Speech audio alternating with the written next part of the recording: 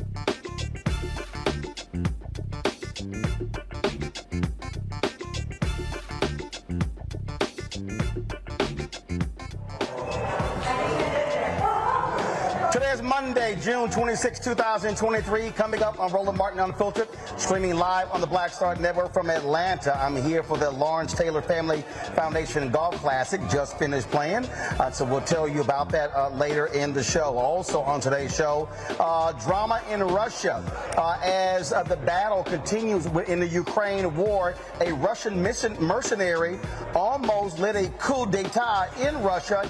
He's now exiled in another country. What is going on? We'll talk to Terrell Starr, a black journalist who is there in Ukraine, about what is happening. Also, a black mother viciously beaten by a black man in Chicago. Her son goes to the car, gets a gun, kills the man.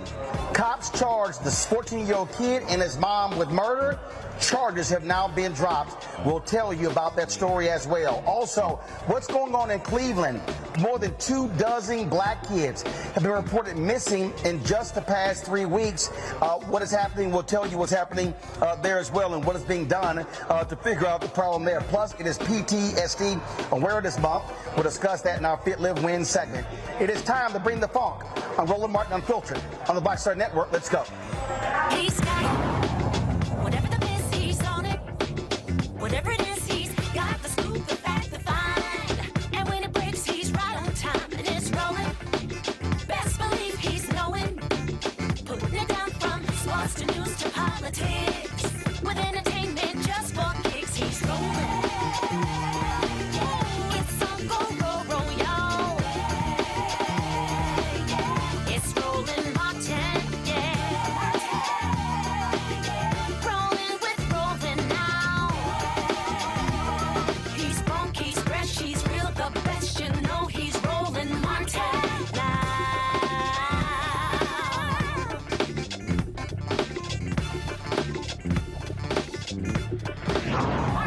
Hey, Anthony, I'm here.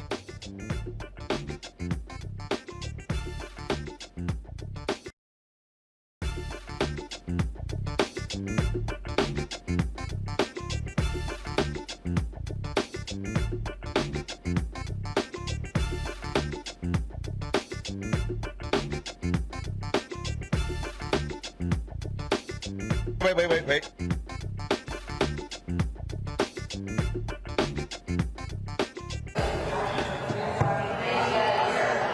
Folks, it was a weekend of drama in Russia as one of the mercenaries who's been involved in the war with Ukraine literally was making his way to the Russian capital. A deal was struck. He was not going to be arrested. He now, of course, is now in exile in another country, in Belarus.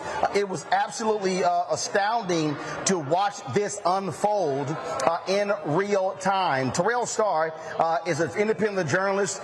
He is actually in Ukraine. He joins us right now. So, Terrell, tell us exactly what the hell happened this weekend where this Russian mercenary who had been fighting for Putin in Ukraine all of a sudden turns on Russia and was threatening to literally march his troops into Moscow.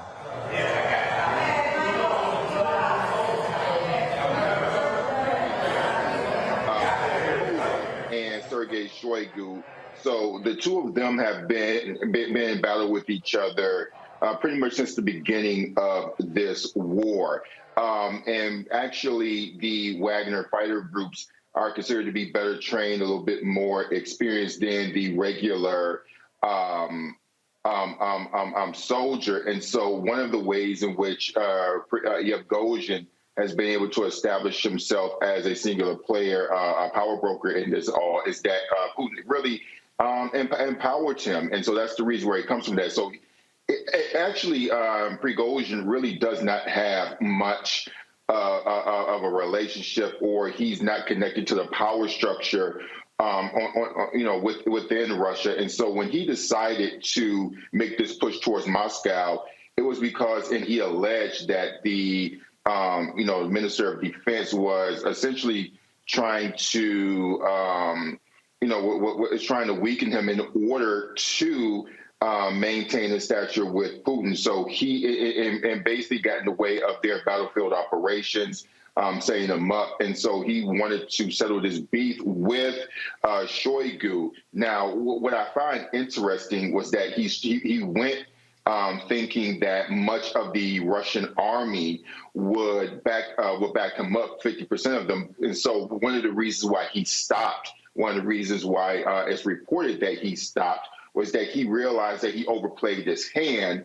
And so now he basically was trying to find a way out of this deal that didn't make him look bad or feel like he didn't have any, that he lost any power, any positive insight into the Kremlin. And so we really shouldn't be surprised by what's happening in one form or the other, because at the end of the day, Prigozhin operates in Africa. That's where he exploits and extracts wealth from these from these countries. And he believed that, hey, since these countries in Africa share some similarity in values with the Kremlin, I'm used to doing this. I'm used to operating in chaos. But, it was a situation where he overplayed his hand. So there are folks who are watching who might say, how does it impact African Americans? Well, the rally is billions and millions of dollars have been sent to the Ukrainians in their battle against Russia. I've heard people say, oh, this war really has no impact on us. But the fact of the matter, it does have an impact on us, a financial impact, not just on what we're spending, but also this has impacted inflation. This war, this impacts wheat prices. We can go on and on and on. So for anybody who says that this war has no impact on African Americans, that's a lie. And I think that because I think a lot of people see that these quote unquote two white people fighting each other, that it's an issue just between them. And that's actually never have been true. And so you saw this delegation of African leaders come here to Kyiv a few weeks ago, and they were doing so because exactly what you're talking about in regards to wheat prices. But there's also something else that's happening here is that the prices have gone up for the continent. This is pretty much bad business, and so it doesn't work in the interest of a number of for the continent of Africa if this war continues. And so right now they see themselves as somewhat of a broker between Putin and the West. And so in a sense that Putin really has not had a good relationship with Brussels, with NATO, because he sees them as an imperial power. And then you have these countries, in Africa who who generally see the West as their colonizers and never really repaired the historical harm that was done to them. And so they're really operating in the middle. And so they operate and actually work in concert with Moscow because they see them as a historical partner, one that did not attempt to exploit them, even though, ironically, they are via the Wagner Group. This is a group of mercenaries that have become, stinking rich by extracting resources from the continent, in large part, really holding up power structures with, power structures in various African countries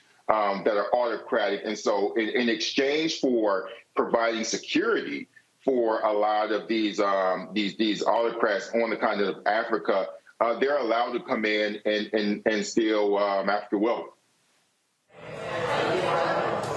All right, so look, you're there. Give us a sense. I mean, does this impact what's happening there? Does this war come to a close, or is this simply a reset? Second question, last question for you. How does this weaken Putin? Does it weaken Putin, or does it actually keep his strength? Okay, so going back to your first question of how does it impact what's going on here, it's really too difficult to make that determination at this point, for one, because people are saying, okay, is this going to impact the battlefield? Wagner have been the most important fighters here because, Wagner has a lot of experienced fighters, but they also have what's essentially called the meat grinder. They have been able to go to prisons and pretty much get convicts who don't have military experience, but they can send these men by the thousands into, this meat grinder, and these people don't have any agency, any rights to really speak out against the abuse that they're facing. You see them from time to time complaining about their conditions, but beyond that, there's not really much else they can do. The Ukrainians have been undergoing, they've been engaging in shaping operations. I know a lot of people have heard that. All that means is that the Ukrainians have been, looking for weaknesses and gaps that they in the defense that they can exploit. And that has not changed as a result of this. Some of the people that I speak to say that they've seen virtually no difference in the resistance of Wagner while all of this was going down. And so definitely can't say if this is really impacting the war. It's really too soon to tell. And you hear a lot of intelligent people saying, giving their different takes on what they think will happen. Look, I don't even think that Vladimir Putin or Prigozhin knows what's going to happen right now because, even when I was reporting on this over the weekend in live time, in 10 minutes and 30 minutes, something changes. I mean, just today, Putin responded really angrily about what took place without necessarily touching on or saying Prigozhin's name. Will this affect Putin's power? Again, that's too soon to tell. This is essentially a mafia state. And so we don't know particularly if this is going to really lead to a quick sprint to Putin losing his power, but he definitely leaves the situation looking much weaker than he did before this weekend started. All right. Terrell Starr, man, I appreciate it. Thanks a lot for reporting live from Ukraine. We appreciate it. Thank you. Folks, got to go to a break. We'll be back on Roland Martin Unfiltered right here on the Black Star Network. Don't forget to support us in what we do. Download the Black Star Network app, Apple phone, Android phone, Apple TV, Android TV, Roku, Amazon Fire TV, Xbox One, Samsung Smart TV. You can also support us with your dollars. Please join our Bring the Funk fan club. Your dollars make it possible for us to do what we do, broadcasting news from around this country. You can send a check and money order to P.O. Box 57196, Washington, D.C. 200, you see right there, 20037-0196. Cash App, $RM Unfiltered. PayPal, R Martin Unfiltered. Venmo is RM Unfiltered. Zelle, Roland at RolandSMartin.com. Roland at RolandMartinUnfiltered.com. And of course, be sure to get a copy of my book, White Fear: How the Browning of America is Making White Folks Lose Their Minds. Available at bookstores nationwide. Also, download a copy on Audible. We'll be right back. Hatred on the streets, a horrific scene, a white nationalist rally that descended into deadly violence. White people are losing their damn minds. As an angry pro-Trump mob storms the U.S. Capitol, we've seen shooting. We're about to see the rise of what I call white minority resistance. We have seen white folks in this country who simply cannot tolerate black folks voting. I think what we're seeing is the inevitable result of violent denial. This is part of American history. Every time that people of color have made progress, whether real or symbolic, there has been what Carol Anderson at Emory University calls white rage as a backlash. This is the rise of the Proud Boys and the Boogaloo Boys. America, there's going to be more of this. Here's all the Proud Boys, guys. This country is getting increasingly racist in its behaviors and its attitudes because of the fear of white people. The fear that they're taking our jobs, they're taking our resources, they're taking our women. This is white fear.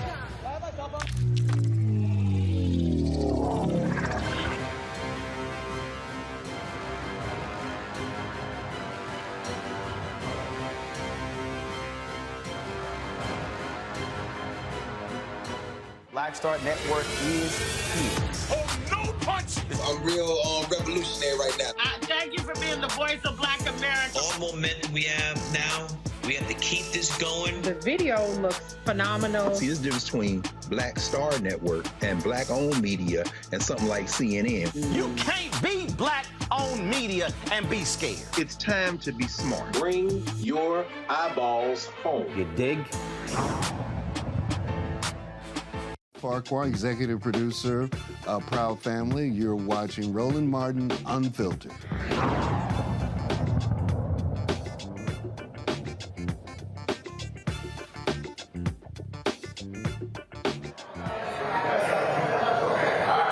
All right, folks, welcome back. Joining me right now, Dr. Julianne Malveaux. She, of course, is the Dean, College of Ethnic Studies at California State University, Los Angeles. Dr. Amakongo Dabinga, Senior Professorial Lecturer, School of International Service, American University out of Washington, D.C. Amakongo, I want to start with you. I made that point to Terrell, and people say, well, how does this Ukraine thing affect us? Well, you're spending our money, and also what happens there has a direct impact on the world gas prices, wheat prices. And so it's nonsensical for anybody to think that we somehow are not impacted by a war happening between Russia and Ukraine.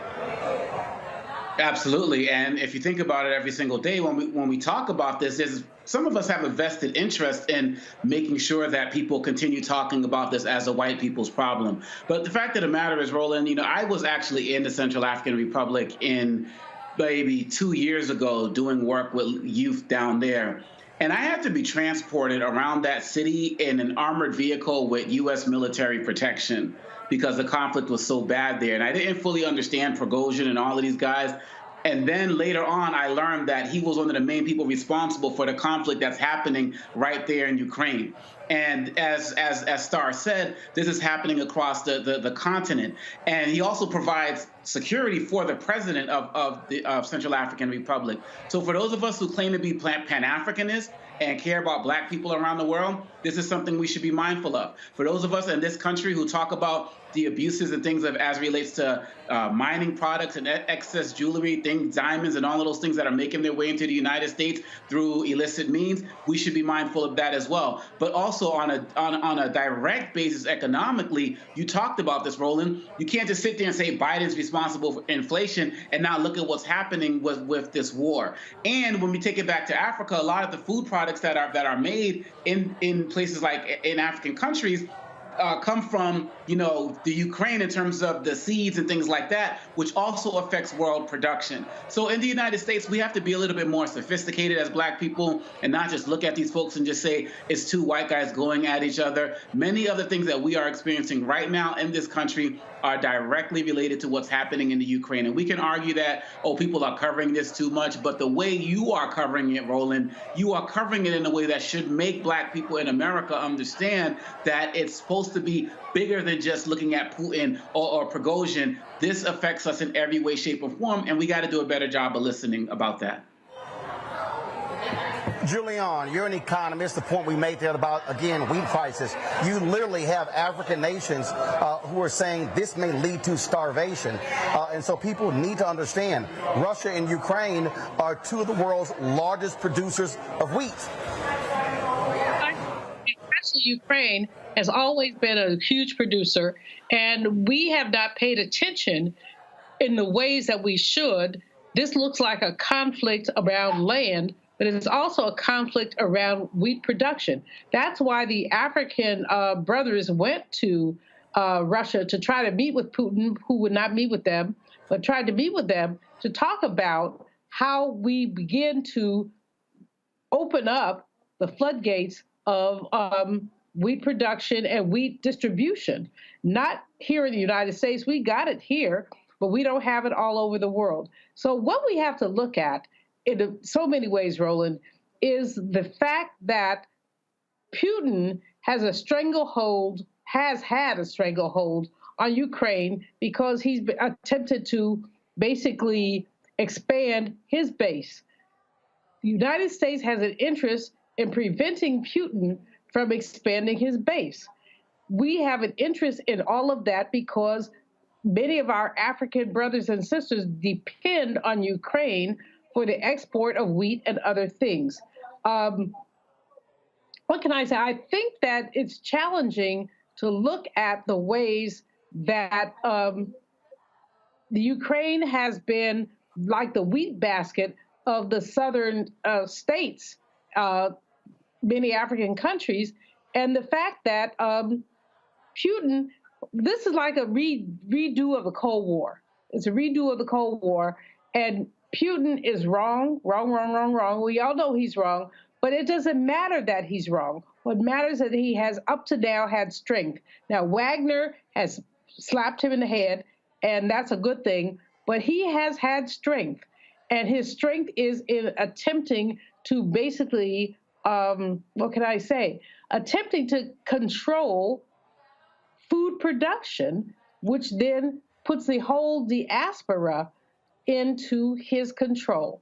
So it's not a good thing. And you're right, it's an economic issue that we in the United States have not paid attention to.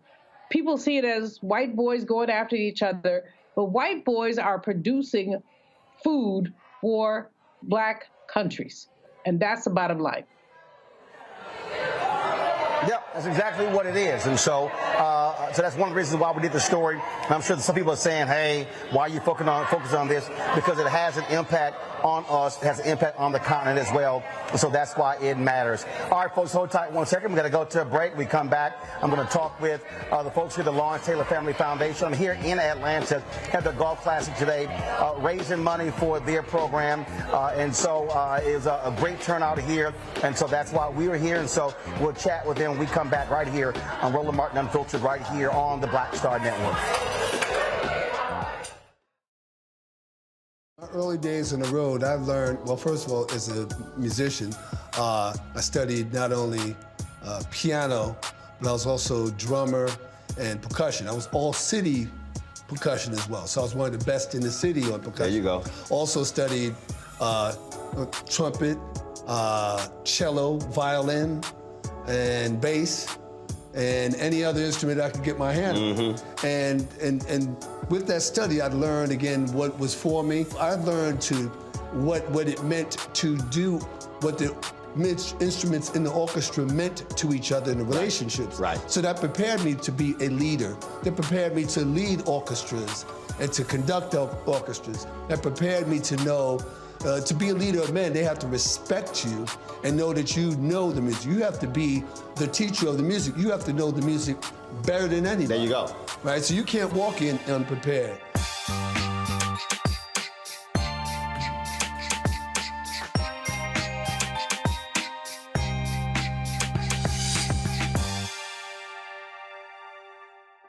When you talk about blackness and what happens in black culture, we're about covering these things that matter to us, speaking to our issues and concerns. This is a genuine people-powered movement. There's a lot of stuff that we're not getting. You get it, and you spread the word. We wish to plead our own cause. Too long have others spoken for us. We cannot tell our own story if we can't pay for it. This is about covering us. Invest in black-owned media. Your dollars matter. We don't have to keep asking them to cover our stuff. So please support us in what we do, folks. We want to hit 2,000 people, $50 this month, raise $100,000. We're behind 100,000, so we want to hit that. Y'all money makes this possible. Checks and money orders go to P.O. Box 57196, Washington, D.C. 20037-0196. The Cash App is $RM Unfiltered. PayPal is R Martin Unfiltered. Venmo is RM Unfiltered. Zelle is Roland at RolandSMartin.com. Hey, it's John Murray, the executive producer of the new Sherry Shepherd Talk Show. And you're watching Roland Martin Unfiltered.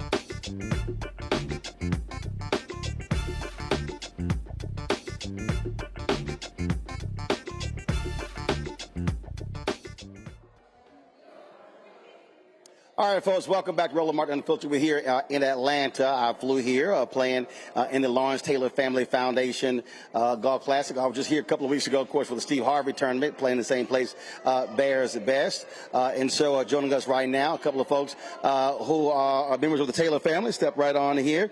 We have Tanisha. She is the co-founder. Then Whitney. She is the COO. How y'all doing? We're doing great. So excited to be here. I got you. You can relax. I got you. We're doing great. Thank you so much for your time. Thank you for coming out today, and thank you for helping us raise money for an awesome cause. All right, so for the folks who don't know what the foundation does, what do? We do a lot of things. We focus on health and wellness. We focus on mental health, sports and mentorship, and we do summer camps, we do programs, and we basically serve the community. Our big thing is adding value where we are. Gotcha. And so how long has the foundation been going on, and then how many young folks have come through the program? This will be our third year. We started during COVID. Since then, we've done over 10,000 meals. We've served over 750 students. We've raised hundreds of thousands of dollars, and we're just excited to continue to keep doing the work. Now, you do the golf tournament, but what else, what other events do you have throughout the course of the year? We have the Lawrence Taylor Fundamental Football Camp, which we did on Saturday. It was great. We served over 200, almost 300 children. So we do that throughout the course of the year. There's an after-school program. During the summers, there's a summer camp. So we really just work our hardest to keep the kids involved year-round. So whether it's a movie night or a family night, we might do a family dinner. The biggest thing is trying to help families connect. So we just kind of meet them where they are. So whatever month it is, that's what we're doing. We do skate nights. We just try to keep the kids involved in all aspects. And obviously, a lot of people come out, for the golf tournament. A number of folks who played in the NFL. Also had some NBA players in there too. Absolutely. We had a really great turnout. Thank you to Eddie George, Dale Ellis, Neil Smith, Nick Van Axel, Ricky Jackson, Takia Spikes, Roland Martin. Brian Jordan. I'm trying to remember everybody. It's so many, but we're so thankful for everyone who took the time to come out and spend their day with us on the course. One of the things that, we've done in the past, we did a philanthropic show from NBA All-Star Game. And people were going, well, why would you do that kind of show? And folks not realizing how many players, how many former players still have foundations and still doing a number of things that take place in the community that many people have no idea even exist. Right. And that was one of the biggest things for us. We didn't, just being inside of it, we did not really understand how big of an impact our Father's name really still has. I think now that our younger children are in school and these kids are still responding and they know who their grandfather is, and wow, our kids might go with a camp t-shirt from 2 years ago and the kids are still like, how do you know LT? And we're like, how do you know LT? That's the real question. So really, that was a big surprise for us to know, wow, his name really still means something. And that was one of the biggest drivers to try to go ahead and build off that legacy and push it forward beyond just football, just to say that we're here to serve. So my biggest thing is I just am happy to be here. I'm sorry. I'm sorry. That's all I got right now. Well, you kind of got to be here. I do. It's been a long 3 days, and I'm so excited to be here at the end because that means we did it, right? People literally for the last 3 days have showed up for us, not just because of who our father was, but for who he is today. His name still rings bells, and it still is making an impact, not on the field anymore, but off the field. And so we have had the football clinic, we had our cocktail reception yesterday, we had our golf today, and we're just excited to know that God chose us to continue the legacy of something that started on the field. One of the things that I think we talk about the camp, and so you say you had a couple hundred folks there? Mm-hmm. Yes, we had a couple hundred students, and which is really big because we took a break because of COVID. This is something that started out. It was, of course, my sister's brainchild. And the first couple of camps were in Hackensack. The football camp was your brainchild, the foundation? I am the foundation. I'm not even going to lie to you. this is my baby, this is my passion, and then we all found different areas that we add value in. So she's a really big communicator, so she's really big on programs and development and curriculum and things of that nature, but I just love the youth. I love being in it. I love being a part of it. I love developing what we're doing and setting the vision for where we're going. So, I mean, we all were, and then our younger sister, she does the financing, so we all kind of found a way to take the different things that make us who we are to build up the foundation. So, okay. Both of y'all in frame. Now, before she did that, you were saying. What was that? You were talking about you talking about the camp, right? Hackensack. Right. So yeah, we served a couple hundred children, which is really big because we took a break for COVID. That's what I was saying.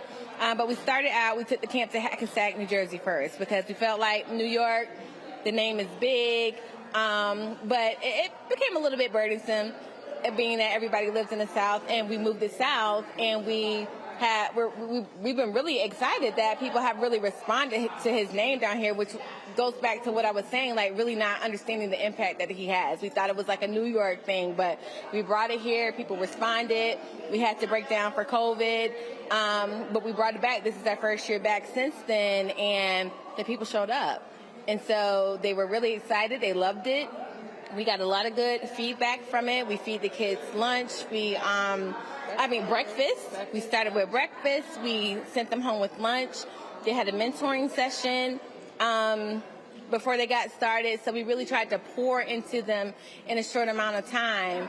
And that's one of the programs that we really want to build. We really want to do it more often. So that's why things like this are important, so that we can be able to support those kind of programs. We did a 7-on-7 this year. This was our first one. That was dope. We brought out 6 different schools from across Atlanta, and they did their thing, and it was awesome. So we look forward to it continuing to grow. Can I add something there? One of the big things that we're doing as an organization is that we are leveraging the name and the legacy to put money and resources behind people that we truly, truly believe in. And so one of the people that we are truly, truly so thankful for is the Route King, because he literally builds our camp. He literally pours into it. He brings the coaches out. He sets up the whole structure of it. He opens it up to his students. So although the name Lawrence Taylor brings people out, it is the Route King who actually drives what we do. And we really want to create an opportunity for us to be able to, like my sister said, build more into that program, because between Route King and LT, we can do dynamic work in the community. So we're excited. But you also have the advantage, obviously, of him playing for the Giants, name big there, being here, also North Carolina. And so when you think about moving forward, are you thinking about how do you also expand it, taking advantage of all of those relationships where he's played in that history? I would love to take that one first, if you don't mind. No, I don't. Our biggest thing is we want to enhance the quality, not so much the quantity, right? Because you can do a lot for a lot of people, but if you really want change, you have to really pour into those who actually want to receive what you have to give. So we want to take it one city, one state, one step at a time, because we can grow as fast as we want with the name behind us, but is there quality there? Do the parents actually respond? Do the students actually receive what we have to give? So we want to make sure that we're actually inspecting what we expect. So before we grow too far, we want to make sure that what we do really actually does the work that we say it does. So yes, we want to grow, but we actually want to make sure we enhance the quality of what we're doing. No, I second that 100%. Everything we want to do, everything we do, we want it to be authentic. We want it to be authentic to who we are, what's going on in the moment. So we're going to respond as the moment responds to us. So she's absolutely right. So the other question I have, because we're waiting on LT. I think he's doing an interview, so hopefully he'll be with us soon. So the other question I have, whose idea was it to pair me with some Kappas? I need y'all to understand, I roll up, and they got me in a group, and there's 4 Kappas. And I'm going, who was high last night putting the groups together and put me with 4 Kappas who I had to carry the whole round? I can honestly say it was intentional, not the Kappa part, but Brandon Jones is another person that we really want to put resources and finances behind because he has this program called Next Step Education. So he's bringing information about how to teach our students how to get access to scholarships, how to get access to Next Step Education. So we thought it would be an awesome opportunity for them to be able to tell their story, what they have going on with you. Now the whole... They ain't mentioned none of that. They ain't mentioned none of that got mentioned. That conversation would kind of like take the lead, and then you came out with your alpha information, and they had their Kappa stuff, and then became a... Oh, no. Let me be perfectly clear. Let me be perfectly clear. No. My alpha stuff's completely superseded all their stuff. Absolutely. With bag, shoes. Who your daddy is. You got to remember who your daddy is, you know? So it was a whole thing. But most importantly, we felt like they have a story to tell that can help us to continue to further what we're trying to do because we want to bring resources to the community. I don't know what single thing that put me with them all them Kappas. You're the perfect person. Y'all, seriously, they put me with 4 Kappas. And I had to carry them the whole round. Oh, trust me, they were using my shot most of the time, as Kappas always do. They always have to follow alphas. That's how we do it. You got two little Kappas over there right now. Two Lil Kappas. Lil, Lil. That's right.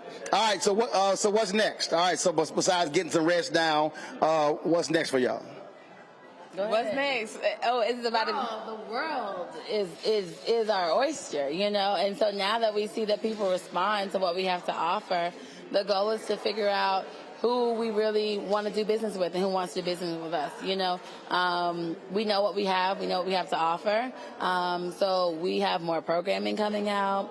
We have more events taking place. And we have more relationships to build because the work only starts here. But getting up tomorrow and continuing to do it is what, you know, is the most important part. Yeah, that's the biggest thing, I think, moving forward this year, being intentional and really building relationships. We don't want it to be next year that we see everybody. We don't want it to be, you know, we don't want all that time to pass and they don't hear from us or we don't hear from them. We really put a lot of thought into the people that we brought out. And so we really want to nurture those relationships. Like she said, the work continues on the ground, but we want to make sure that the work is continuing in the back office, and we're making sure we're connecting with everybody and bringing more. Okay, period. Yeah, we out here. What's up? I'm gonna tell you how real black they are. So I get an email last night. Hey, can you say a couple of things tomorrow and, you know, sort of encourage people to give? Oh, I ain't got a problem getting money. And next year, we're going to talk about this. Just in case. I raised a quick $15,000. It may have been less than 10 minutes. Yeah, no, maybe less than 3 minutes. 7 minutes. Yeah, for sure. 7 on the outside, but that was epic. Yep. We're going to book you next year. So you said we connected by Giving doesn't have to stop because you weren't in the room. We do have a text to give number. So if you're interested or if you'd love to continue the work, you can donate. You can text LT56 to 41444. You can join us at the Lawrence Taylor Family Foundation.org. The funding doesn't stop just because the event starts. The actual funding starts now.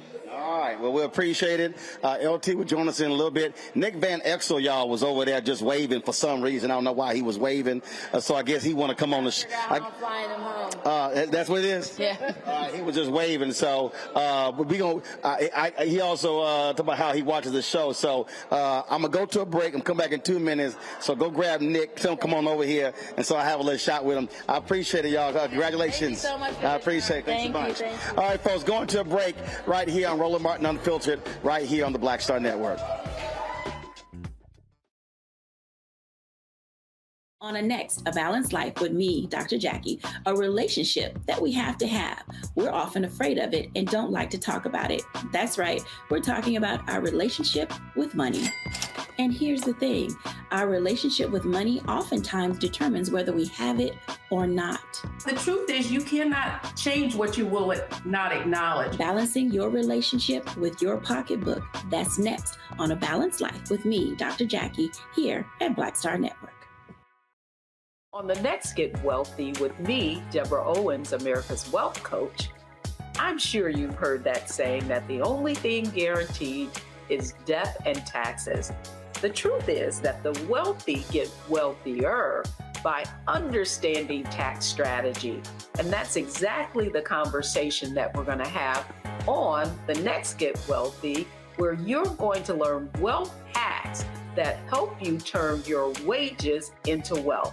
Taxes is one of the largest expenses you ever have. You really got to know how to manage that thing and get that under control so that you can build wealth. That's right here on Get Wealthy, only on Black Star Network. Hi, I'm Jo Marie Payton, voice of Sugar Mama on Disney's Louder and Prouder Disney Plus, and I'm with Roland Martin on Unfiltered.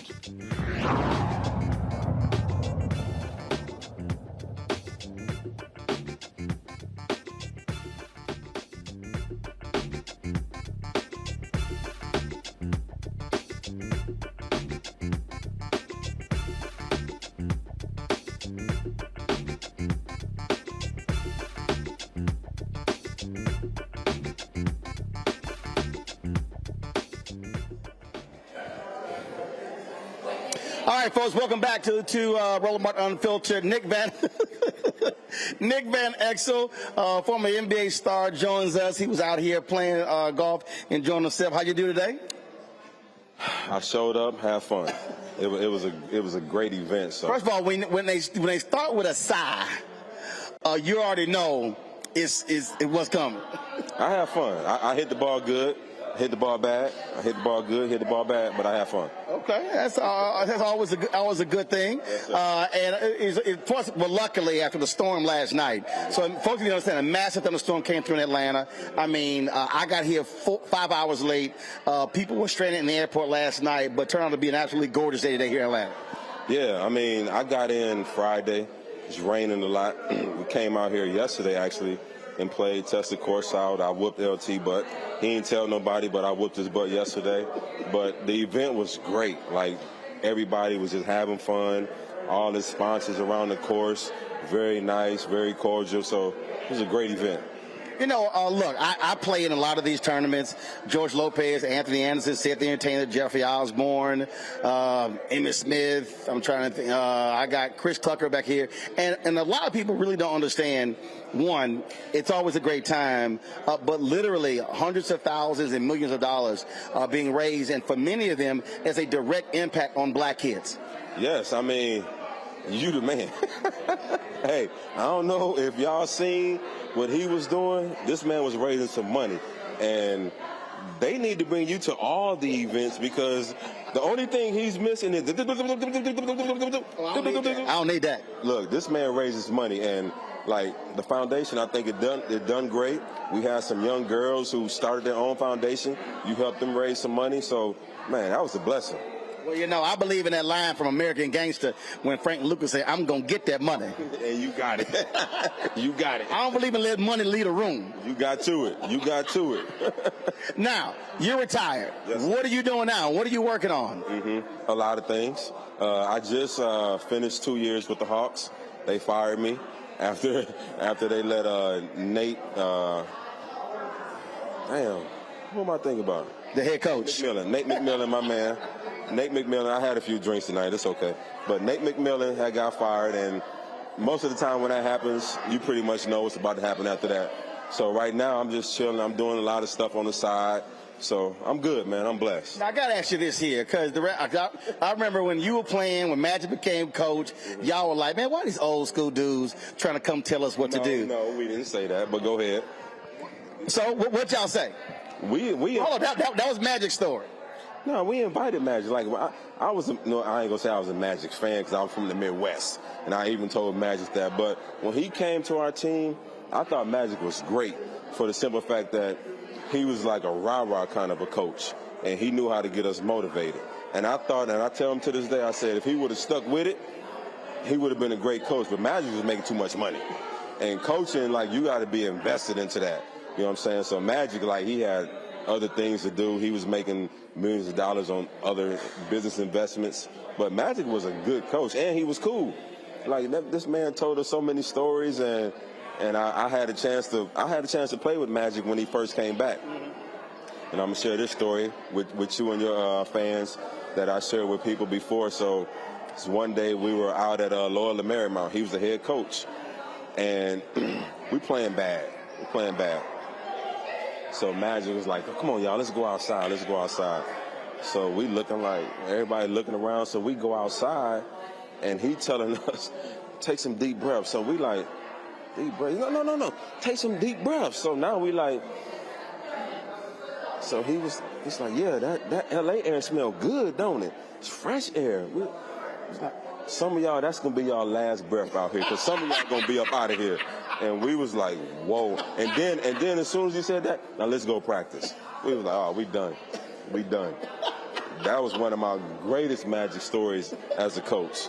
Now, what often happens again when you're a player, then you got coaches, and you're like, look, I want to ball the way I ball. Mm-hmm. But now that you're a coach, do you tend to hear yourself saying stuff that coaches were saying to you, and you were like, I ain't trying to hear that, and now are you trying to explain to this generation how to get it done?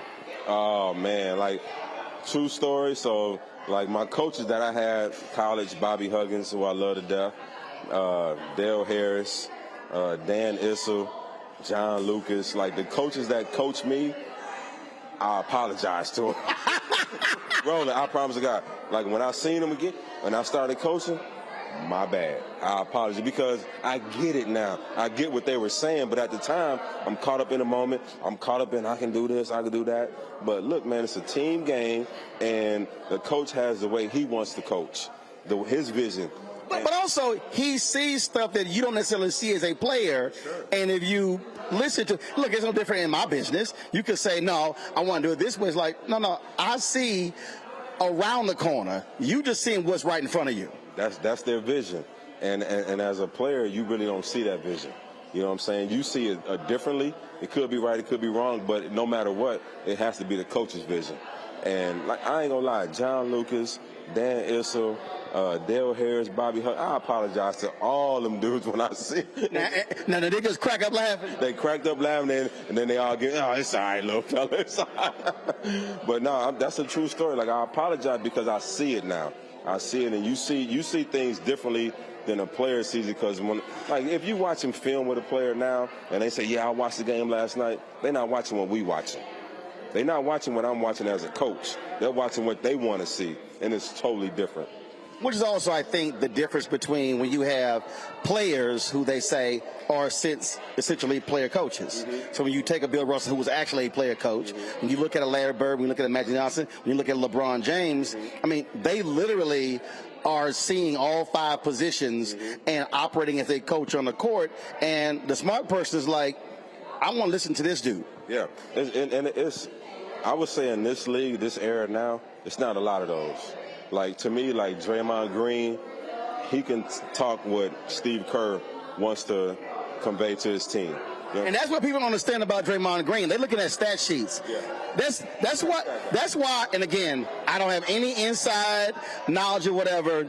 They gave Jordan Poole a whole bunch of money. After 1 year, they shipped him out.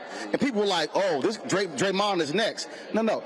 That's a special player that does stuff that you don't ordinarily get. Yeah, Draymond is perfect for that situation, because you have a Clay, you have a Steph, guys that know how to move without the ball, which is key in this era, especially with that team. And Draymond fits perfectly. And when you watch them, like, before, like when Steph got hurt and Clay was hurt and Draymond was trying to teach the young guys how to play, and I told people, I said, you know what? Once they get healthy, when Steph comes back and Clay comes back, that team's going to be good, because those young players are getting reps. And they won it last year. You know what I'm saying? Because Draymond was ingraining them. Look, this is how we're going to play. Learn how to play this way. And he did a good job. Like, I'm not a big Draymond fan as far as, like, because I've come from the old school, but I love his work ethic, and I love the way he approaches the game. Well, I think and I'll say this, just even in my business, and I think a lot of former athletes who go into broadcasting learn it real quickly as well. The reality is you have to approach it the same way in terms of how do you see, how do you study, how do you approach it, but also how do you learn simply by watching, not even talking, watching how a pro moves and operates in their area. Yeah, it's huge. That's why people value, like older guys value having veterans in the locker room. It is so important for younger players that come into the league to have somebody that can tell them, eat this, be here at this time, get your work done at this time, do this, do that. Go to sleep. Go to sleep. And people, they really undervalue that. And the better teams have a good locker room presence. Well, Haslam didn't play for like last 5-6 years. But UD is great in that locker room. And then they get a butler, you know what I'm saying? So they got guys around that whole organization that, look, this is how we roll. This is how we do it. If we want to get to that level, this is how we got to do it. A lot of teams don't have that. Do you want to coach next year, or do you want to take a year off and do something else? You know, coaching is what I love.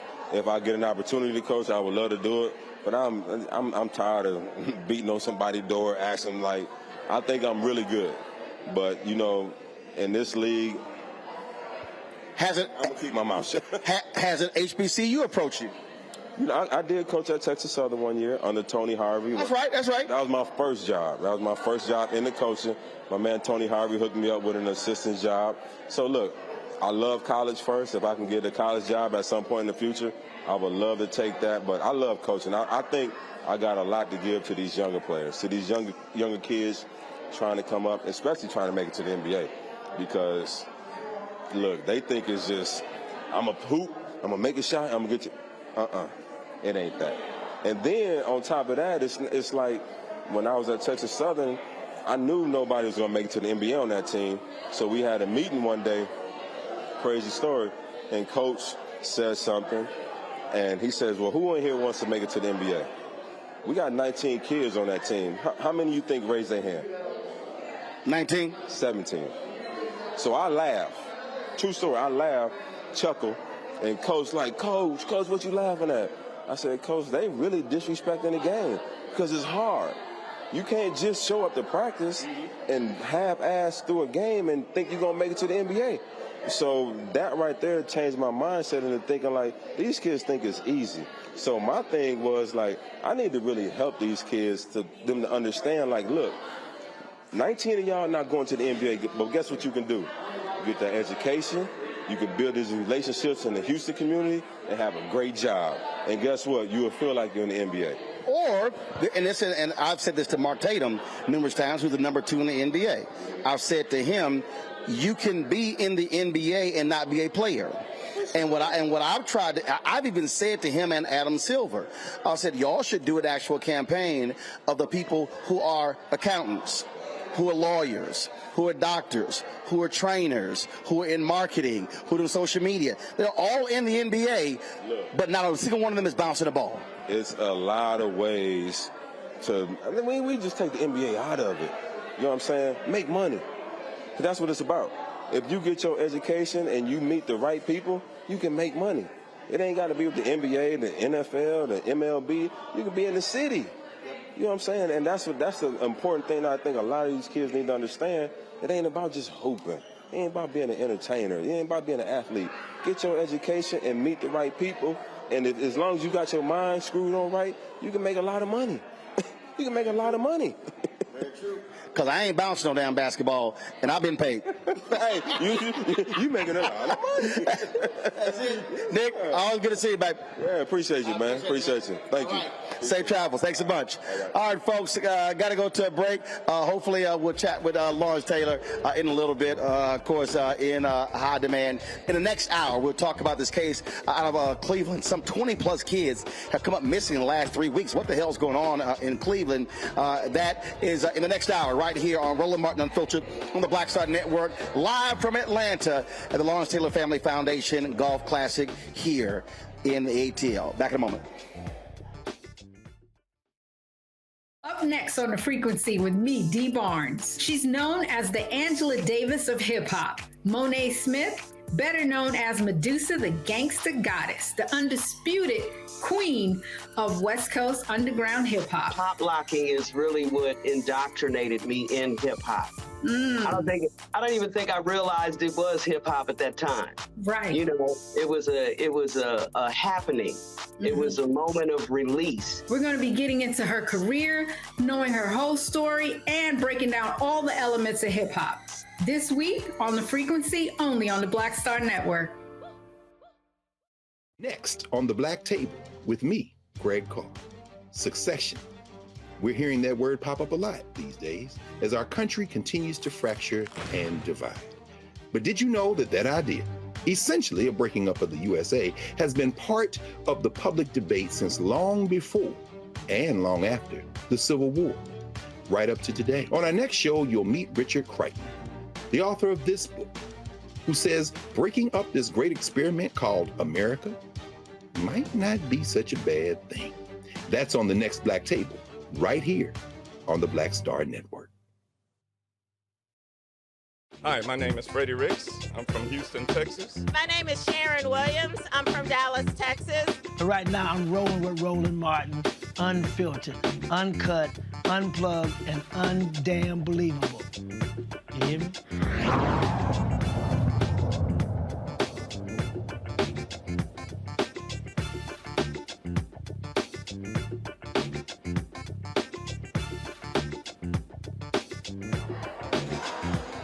All right, folks, welcome back to Roland Martin Unfiltered right here on the Black Star Network. In a second, we're going to grab Lawrence Taylor.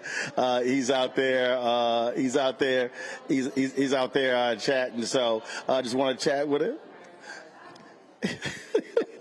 So he wants to smoke his cigar. Come on out here. See, come on, just come on. Come on, you got 3 minutes. Come on out here. I done brought myself out here. I'm doing my show live. Come on. What's up, baby? What's happening? LT's in the house. I know you want to smoke your cigar, but I'm like, I got you.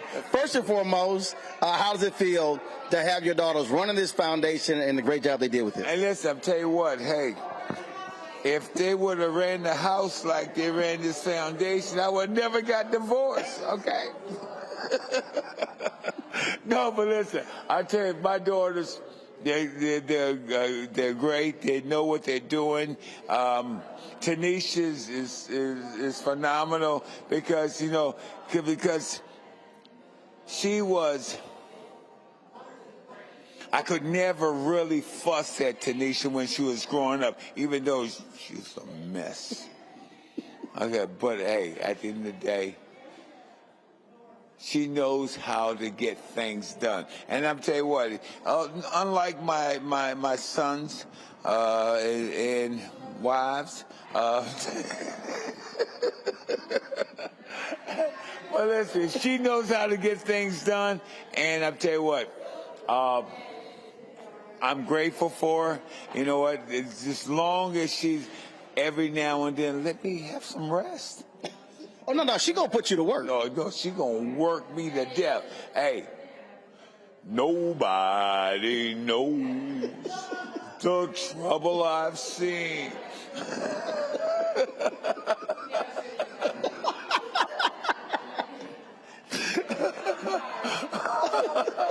No, but listen, she has surrounded herself with some really interesting people. And I tell you what, and they work hard and try to give her what she envisions. You know what? And that's great. I mean, her mama doesn't really help her, so. Just petty. Just petty. No, but tell you what, I am grateful, thankful for everything that the world of football has given me. I mean, tell you what, guys, I remember sitting, when I was 13, 14 years old, that where am I going from here? And football has given me a life that I can be proud of, and I'm happy. And look, I play lots of golf. I play golf. A lot of people play with you. They say There's a difference between playing golf and playing good golf. You play lots of golf. No, I play great golf. Okay. What the fuck? I'm like, I can be petty too. You want to believe that? And that's okay. Hey, LT, this is my show. I can end it right now. We can go play. I can go tell them run a taped interview. I ain't got the. Okay, man. Listen, I'm waiting on it. Cause let's say, where you want to go? Okay, but listen, man, your show, like you said, it's your show. You might be number 56, but I'll cut you deep. I'll cut you deep to let you know. Hey, listen, how long is this interview? God almighty. First of all, you only been here for 3.5 minutes, okay? 3.5 minutes, okay? We're trying to raise some money. Okay. All right? I mean, I raised 15 grand in there. You weren't even in the room. Wait a minute. I raised more money in the 3 minutes longer than you done this interview. That's great. Hey, listen. Right. So the interview gonna last longer than the amount of time I raised that 15 grand. Okay. So what's next for you? Where you going next? You going to play somewhere? Actually, I tell you what, I don't know what my next move is because I'm in Atlanta for a while, so I'm gonna sit here and count cars as they pile up because you got a lot of traffic in this town. What the hell is wrong with you guys? Well, don't drive when everybody else drives. That's what I'm trying to do. But listen, hey, they don't like when I'm out at 3 o'clock in the morning. That's why. They like keep your ass at home. Okay, can we get back to what to the. You the one brought up driving in Atlanta, being at 3 o'clock in the morning. I ain't bring it up. I asked you what's next for you. Like, I'm gonna go drive at 3 o'clock in the morning. Hey, life is good. I mean, I tell you what, life is good. I enjoy myself. My health is decent. I love my kids. I love my grandkids. I love all my exes. I love them all. It was like not all of them. Y'all pray for him. Pray for him, y'all. Pray for him. I just need to get some anointing oil. I need to get some anointing oil and just hit him. We got 30 seconds left. Tell everybody who's watching and listening why they should support the foundation. Tell them why you support the foundation. Got 30 seconds. Why? This is what we do, okay? And people actually, hey, can you explain everything? No, I can't explain nothing, but I know this is what we do, okay? I mean, I look at kids and I look at them how they come off the streets and they come into a program and then they add a program and then they expire. They go on, I looked at what's the golfer? The golfer. Tiger Woods. Right. You know what? They made a big deal about Tiger Woods coming in second.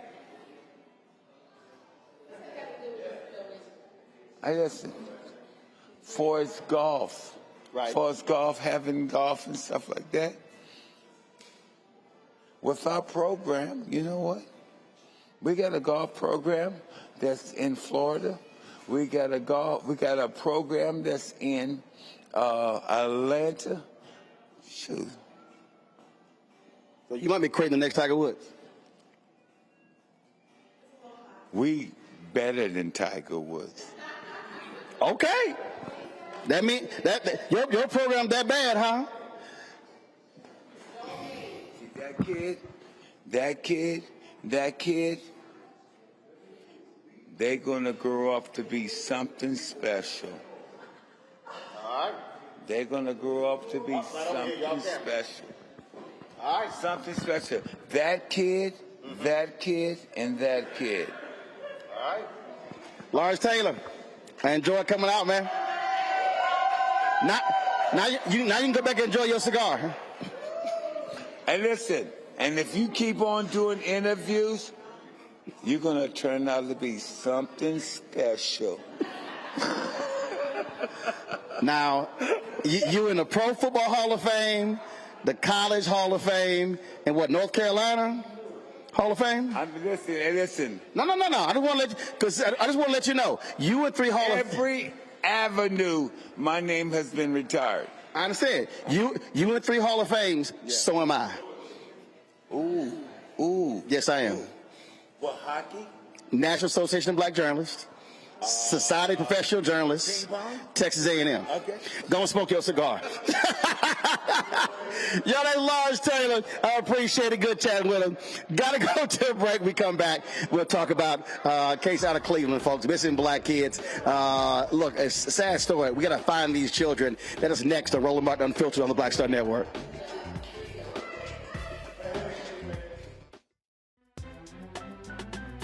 I'm Faraji Muhammad, live from LA. And this is The Culture. The Culture is a two-way conversation. You and me. We talk about the stories, politics, the good, the bad, and the downright ugly. So join our community every day at 3 p.m. Eastern and let your voice be heard. Hey, we're all in this together. So let's talk about it and see what kind of trouble we can get into. It's The Culture, weekdays at 3, only on the Black Star Network. Hatred on the streets, a horrific scene, a white nationalist rally that descended into deadly violence. White people are losing their damn minds. As an angry pro-Trump mob storms the U.S. Capitol, We're about to see the rise of what I call white minority resistance. We have seen white folks in this country who simply cannot tolerate black folks voting. I think what we're seeing is the inevitable result of violent denial. This is part of American history. Every time that people of color have made progress, whether real or symbolic, there has been what Carol Anderson at Emory University calls white rage as a backlash. This is the rise of the Proud Boys and the Boogaloo Boys. America, there's going to be more of this. Here's all the Proud Boys, guys. This country is getting increasingly racist in its behaviors and its attitudes because of the fear of white people. The fear that they're taking our jobs, they're taking our resources, they're taking our women. This is white fear.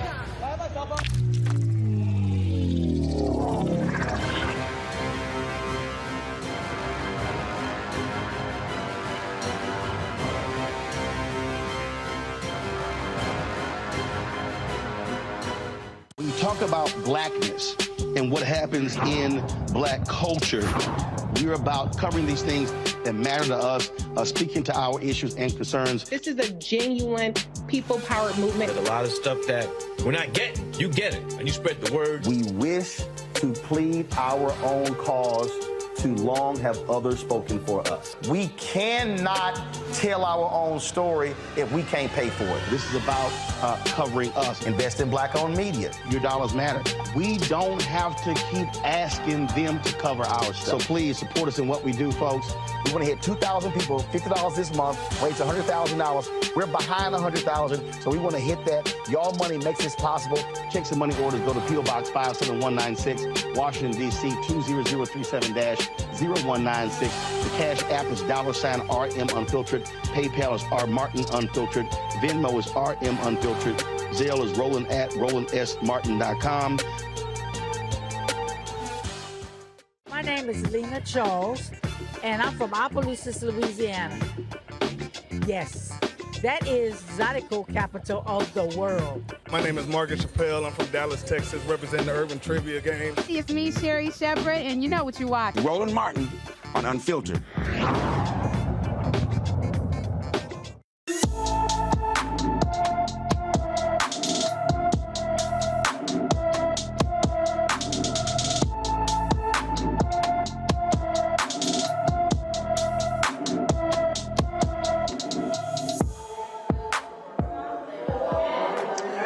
Keshawn Williams has been missing from Cleveland since June 17th.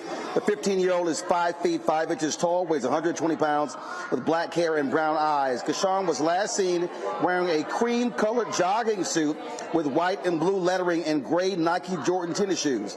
Anyone with information about Keshawn Williams is urged to call the Cleveland, Ohio Police Department at 216-626-5418, 216-626-5418. Now, Keshawn is one of a number of missing black children in Cleveland. Social media is claiming upwards of 30-plus children are missing. The police chief of Cleveland spoke to this issue. We do have missing individuals in the city of Cleveland, no question about it.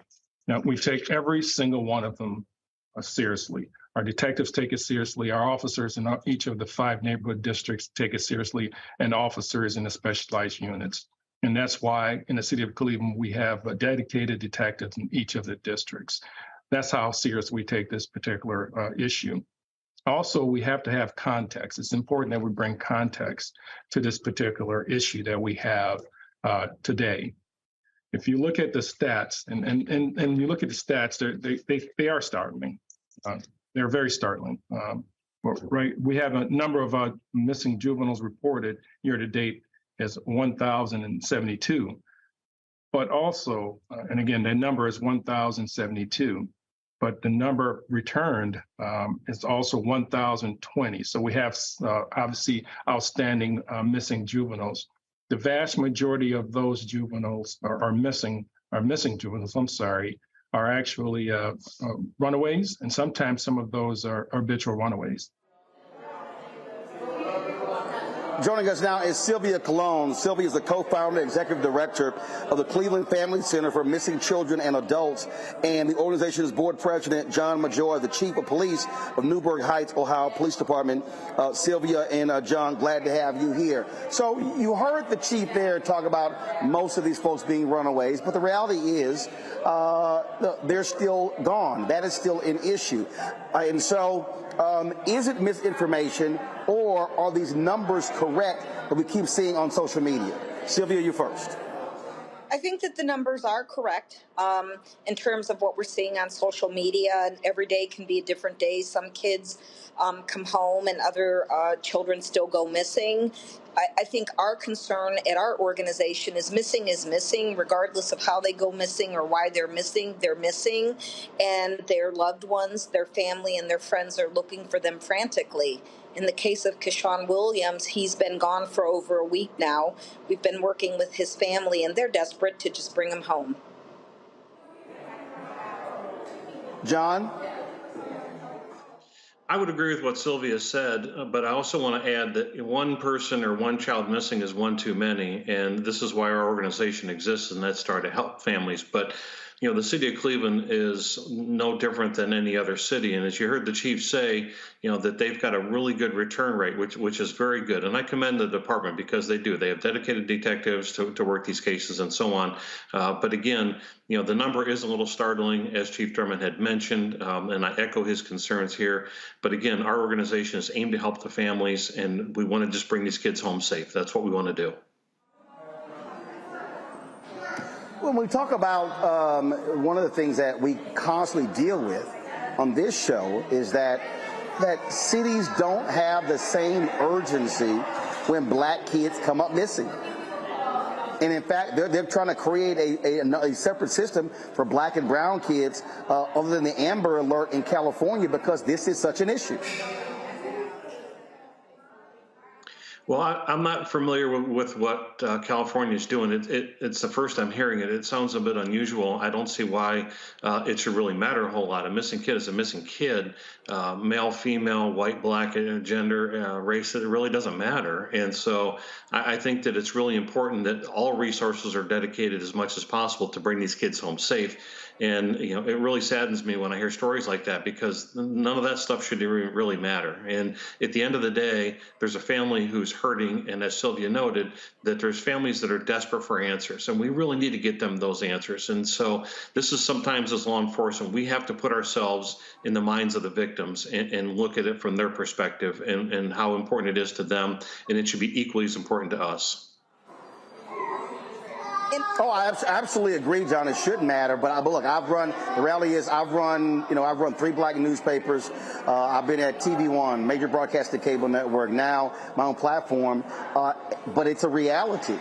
We covered a case out of Louisiana where a black kid was missing, and the cops were like, oh, he just may be out with friends. He was later found dead. And unfortunately, Sylvia, I mean, this is an issue in terms of how police treat black kids that come up missing. It's a problem nationally. Yeah, and what I would say is that media plays a big role in this, because many of these cases where a black or brown person will go missing, media might pick it up for a quick second if we're lucky, but other times they don't. And it certainly is unfortunate. We see that with many of our cases, whether it be an adult or a child. The media doesn't always pick these cases up for probably a myriad of reasons. I mean, we have a cold case right now that is eerily very much just like the Gabby Petito case, except she doesn't look like Gabby Petito, and you don't hear about that on the media at all. And you may have heard about her once here in Cleveland, and I would say that the police department that's working this case is working very hard, but unfortunately the media hasn't picked up this case. I don't know why. We certainly keep it out there. We're constantly posting it. We're constantly engaged with the family. So it is peculiar to me that the media doesn't always pick that up. I'm going to bring in my panelists here. Julian, question for our guest. I'm really puzzled by the preponderance of what's happening in Cleveland. It's happening all over the place, but this seems to be just a lot. What's different about Cleveland than, let's say, Los Angeles or New York or Washington, D.C.? What particular factors are making this such an acute situation? I can attest to that. And I think that the best answer to share with you is that our organization is Cleveland Missing, clevelandmissing.org, is a one-of-a-kind in the whole entire country. There's no other organization that exists like ours. And it was founded by Sylvia Colon, who's with us tonight, and Gina DeJesus. And Gina was one of the victims of the Cleveland kidnappings and held against her will for nearly 10 years. And during her captivity, Sylvia was the family spokesperson. And this whole awareness was brought forth by one of our board members, who's also a member of the Cleveland media, with Dan DeRose on WOIO Channel 19. And he's the one that first brought it to our attention. And I give him props for that, because if you go to any other major city, odds are you're going to find a very similar number depending on the population. And so while this may look unfavorable for the city of Cleveland, we need to look at this through just a little bit different lens. And that is that look at the awareness that we have created towards missing persons, and the awareness and the heightened and elevated thinking that we've generated for people. So unfortunately, we've had cases in the media where they're saying kids are vanishing and things like that, which is a little bit sensationalized in my opinion. There's not flying saucers coming down and picking up kids off the street. As Chief Drummond had noted, the majority of these are runaways. And so we really need to bring attention to that. Now, in the case of Keyshawn Williams, this is an active Amber Alert, and this Amber Alert has been active for over 48 hours, which is really long, and we really want to try to bring him home. But at the end of the day, I don't think it's really fair to just point out that this is a Cleveland problem. This is a much bigger problem than just Cleveland. And really what we want to do is we want to tell the public, listen, you are the biggest biggest asset to law enforcement, and that is that when you see something, you say something. No matter what the tip is, no matter how big or how small, please share it with law enforcement, because that one little tip might be the big one that's going to bring a kid home safely. And this is why we need your help. Roland, if I could just get a quick follow-up. Your question. Yeah, go ahead. What's the evidence that they've run away? I mean, there are young runaways, but it seems to me that there's something else going on. And I think it's really easy to just say, oh, they ran away, without looking at what's the evidence that they've run away.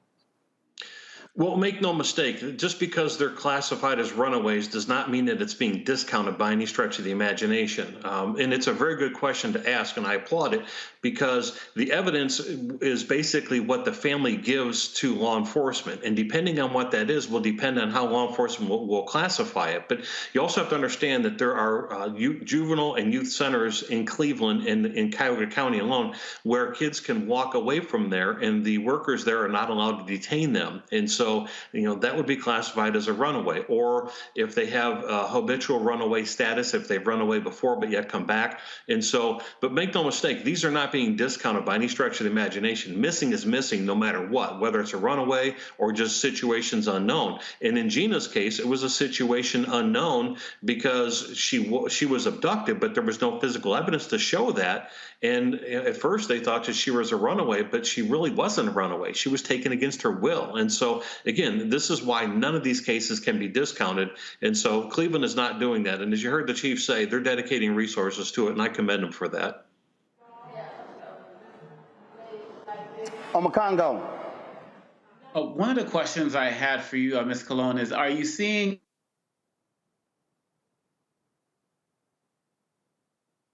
post-pandemic?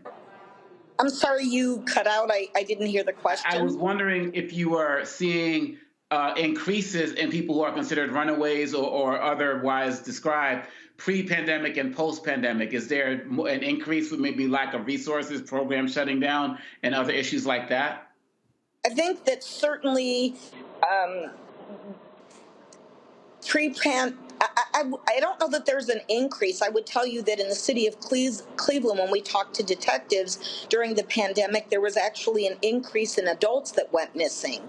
With kids, it's a little different because they have access to media, and believe me, there are so many different apps. We learn about them daily, and this is where the online predators kind of hang out. They hang out on gaming systems and that kind of thing, and that's exactly where they go to talk to kids. And so if a kid does leave their home, they might be going to meet somebody, an adult, or, some other people. Or unfortunately, in Keyshawn's case, he just went to a party. And beyond that, we don't really know what happened after that. There's a lot of conjecture, but again, it's still an active case and an active Amber Alert. But with online gaming systems and that kind of stuff, kids are they're being primed for it. All right, then. Well, look, we hope that the folks that are missing in Cleveland are going to be found. Again, those families are indeed pain not having their children. And so we thank you for the work that you do, Sylvia and John, as well. Thanks so much. Thank you. Folks, got to go to the break. We'll be back on Roland Martin Unfiltered on the Black Star Network. Don't forget, download the Black Star Network app, Apple phone, Android phone, Apple TV, Android TV, Roku, Amazon Fire TV, Xbox One, Samsung Smart TV. Also support our Bring the Funk fan club. Of course, you can send a check of money over to P.O. Box 57196, Washington, D.C. 20037-0196. Cash App, $RM Unfiltered. PayPal, R Martin Unfiltered.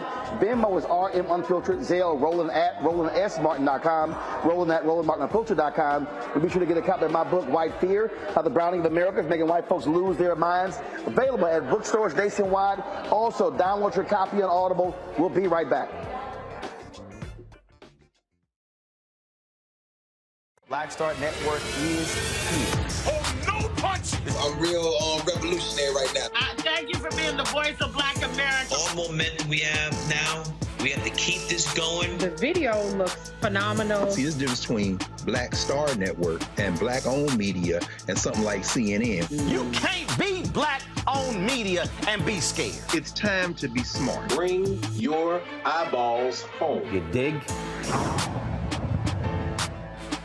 My early days on the road, I've learned, well, first of all, as a musician, I studied not only piano, but I was also drummer and percussion. I was all city percussion as well. So I was one of the best in the city on percussion. There you go. Also studied trumpet, cello, violin, and bass, and any other instrument I could get my hand on. And with that study, I learned again what was for me. I learned what it meant to do what the instruments in the orchestra meant to each other in the relationships. Right. So that prepared me to be a leader. That prepared me to lead orchestras and to conduct orchestras. That prepared me to know, to be a leader of men, they have to respect you and know that you know the music. You have to be the teacher of the music. You have to know the music better than anybody. There you go.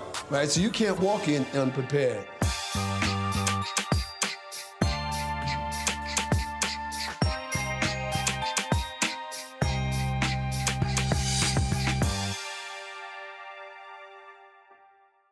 Hello, we're the Critter Fixers. I'm Dr. Bernard Hodges. And I'm Dr. Terrence Ferguson. And you're tuned in to Roland Martin Unfiltered.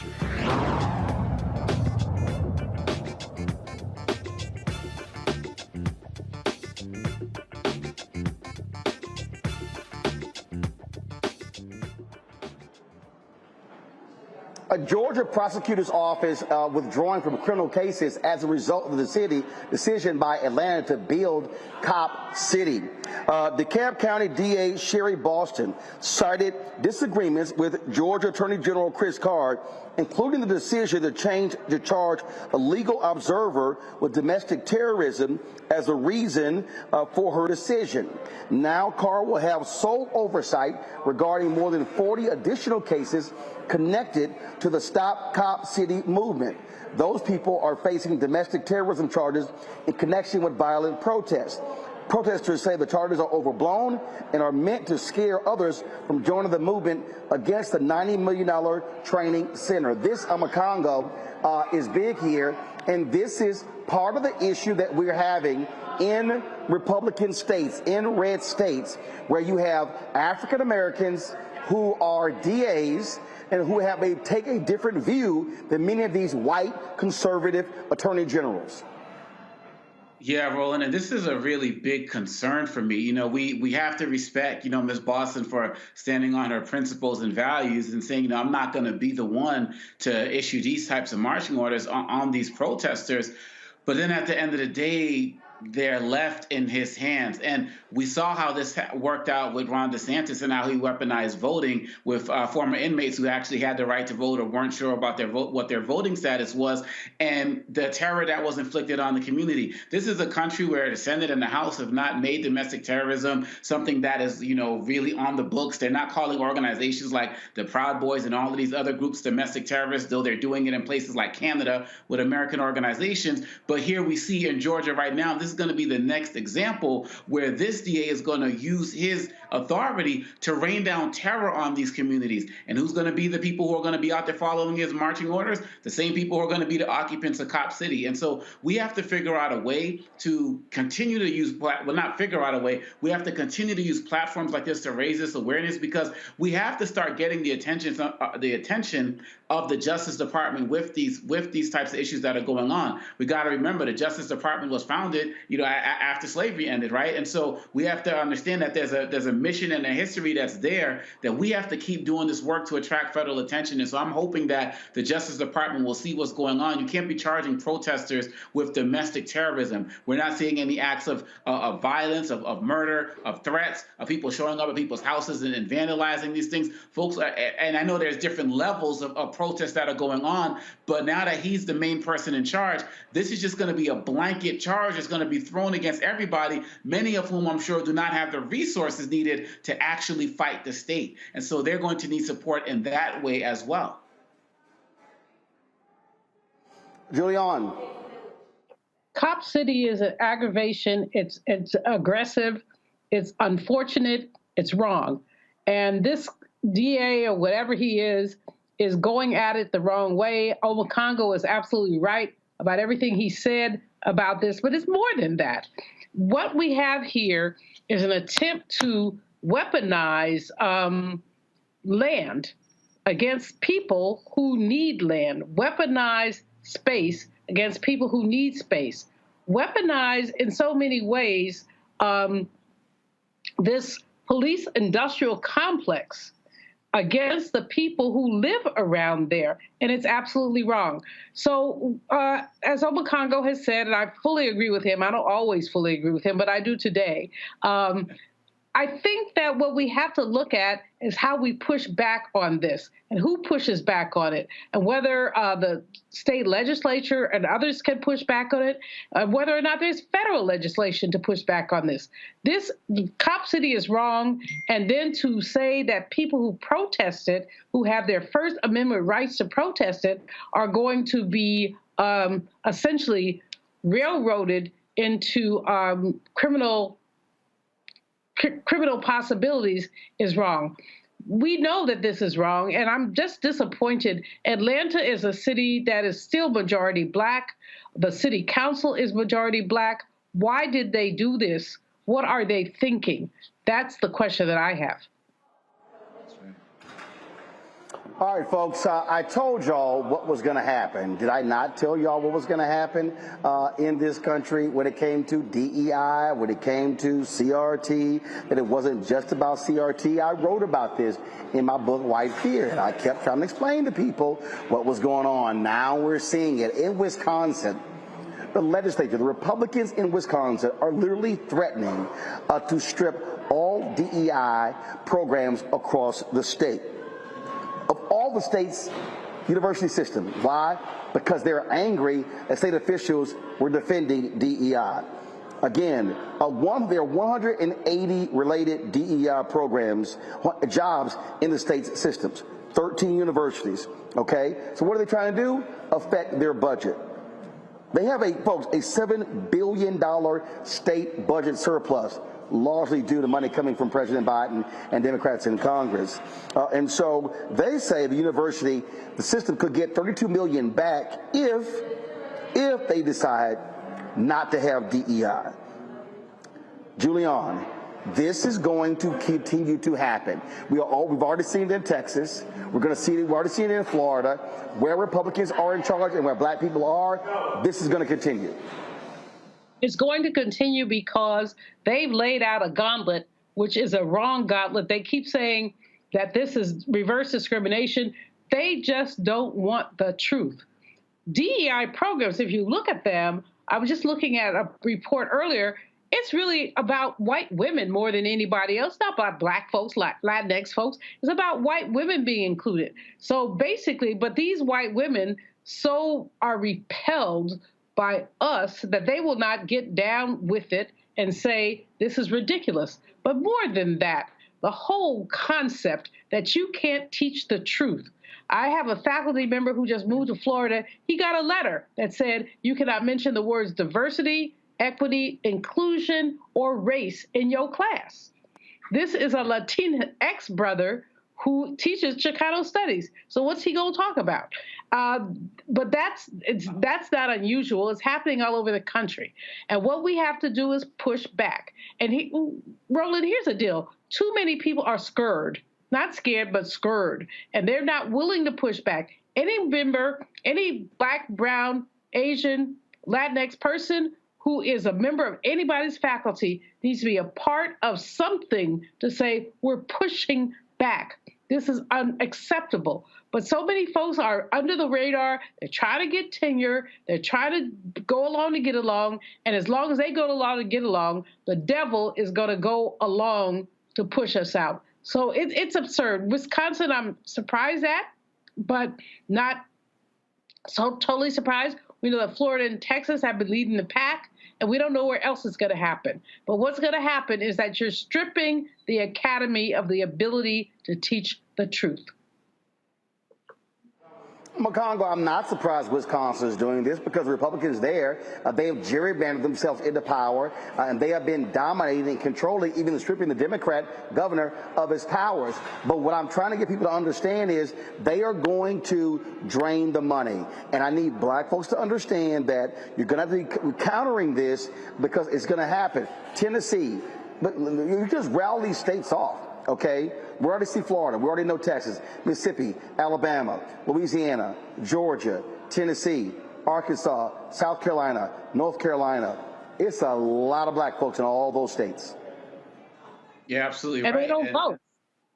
Yes, yep, absolutely. You know, and as somebody who travels the country doing this work in DEI with corporations and schools and as well as government organizations, I see in different states that I used to go to regularly how they're starting to back off, how they're starting to shy away. Because when Trump issued his national ban on it, that's when it really started to take effect. And now people are trying to do it on the state level. We also have to understand that what they're also threatening with this Wisconsin issue is there's about 200 employees who already have their jobs on the chopping block with this type of program. And so in addition to black people needing to step up, one of the things that you also talk a lot about, Roland, you know, on the show many times and in your book, you know, White Fear as well, is that we need to understand that they come for us first. I talk about this as well as in my book, Lies About Black People. They come for us first while other people are sleeping. And then when they wake up, they realize, oh, this affects us too. Because when we're talking about DEI, we're not just talking black and we're not just talking race and we're not just talking gender. It's going to go into things relating to sexual orientation. It's going to go into things relating to people who have physical ability challenges or what people will call disabilities. It's going to go into things relating to religious intolerance as well. The list is going to go on and on. So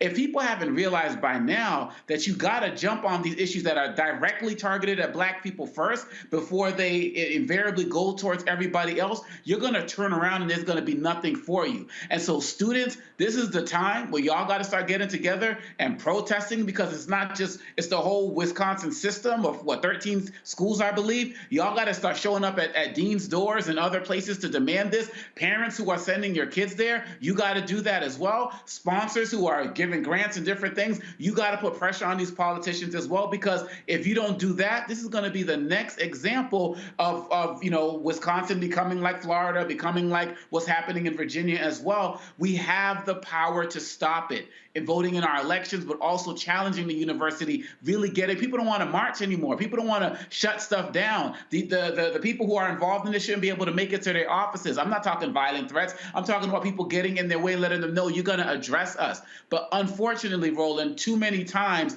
we respond when it's too late, and then we end up playing catch up while they're already moving on to the next thing that they want to take over. And you raising attention to this now should be the call that people need to start getting organized now as well.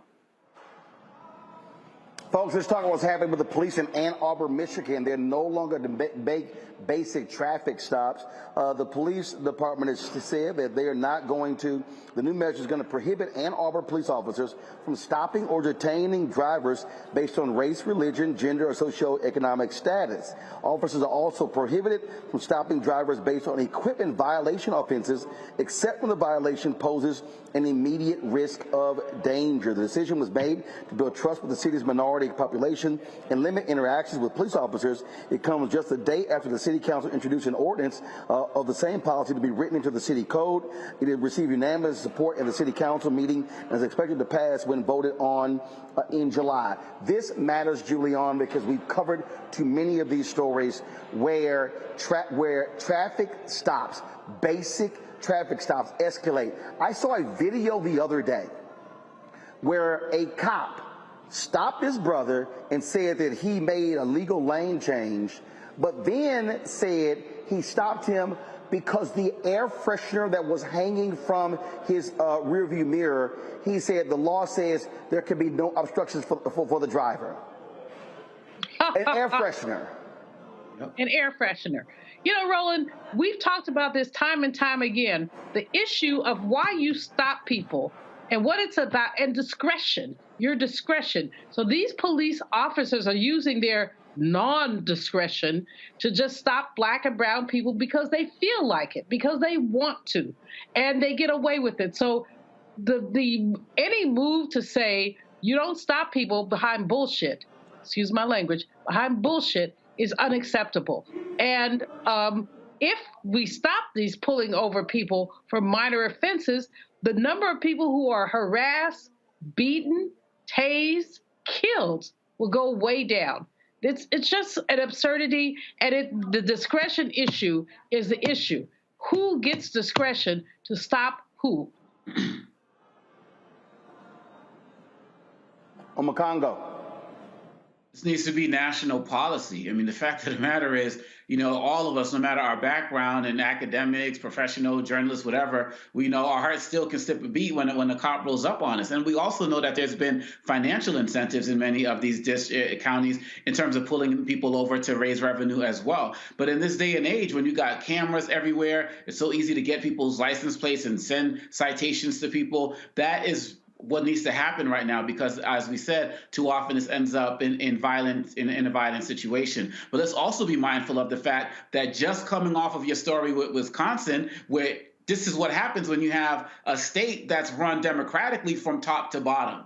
Right. I mean, and it's like night and day. And we can probably see in places like Wisconsin, even though, they may, they have the Democratic governor, but we may see in places like that, they're going to make more efforts to try to increase police interactions with people. I mean, you see in Florida where the types of laws that they're introducing, where they're giving average citizens the right to run over people just if they're blocking their way in the street. And so when you get into these democratically held states and cities and counties, you are seeing policies like this that speak to the need to protect primarily Black people first, but by default, everybody else, because we've been the main people who have been suffering from this. So this is another reason why we should want to get out there and vote. And just like Republicans have these blank slates of terms of legislation that they propose, and then they just pass it around to every other state and say, just fill in the blank here, just fill in your name here. We need to take what they're doing in Ann Arbor and start passing it around to all of our other city councils. I believe they did this in Philadelphia as well, to make sure that this is something that also becomes national policy. Mm-hmm. All right, folks, hold tight 1 second. When we come back, we're going to talk about PTSD and how that affects so many of us, and we don't even think about it. You're watching Roland Martin Unfiltered on the Black Star Network, broadcasting live from Atlanta. Download the Black Star Network app, Apple phone, Android phone, Apple TV, Android TV, Roku, Amazon Fire TV, Xbox One, Samsung Smart TV. You can also, of course, join our Bring the Funk fan club. Send your checking money orders to P.O. Box 57196, Washington, D.C. 20037-0196. Cash App, $RM Unfiltered. PayPal, R Martin Unfiltered. Venmo is RM Unfiltered. Zelle, Roland at RolandSMartin.com. Roland at RolandMartinUnfiltered.com. We'll be right back. On a next, A Balanced Life with me, Dr. Jackie, a relationship that we have to have. We're often afraid of it and don't like to talk about it. That's right, we're talking about our relationship with money. And here's the thing, our relationship with money oftentimes determines whether we have it or not. The truth is you cannot change what you will not acknowledge. Balancing your relationship with your pocketbook. That's next on A Balanced Life with me, Dr. Jackie, here at Black Star Network. On the next Get Wealthy with me, Deborah Owens, America's Wealth Coach, I'm sure you've heard that saying that the only thing guaranteed is death and taxes. The truth is that the wealthy get wealthier by understanding tax strategy. And that's exactly the conversation that we're going to have on the next Get Wealthy, where you're going to learn wealth hacks that help you turn your wages into wealth. Taxes is one of the largest expenses you ever have. You really got to know how to manage that thing and get that under control so that you can build wealth. That's right here on Get Wealthy, only on Black Star Network. Hello, I'm Paula J. Parker, truly proud on the Proud Family. I am Tommy Davidson. I play Oscar on Proud Family, Louder and Proud. Hi, I'm Jo Marie Payton, voice of Sugar Mama on Disney's Louder and Prouder Disney Plus, and I'm with Roland Martin on Unfiltered.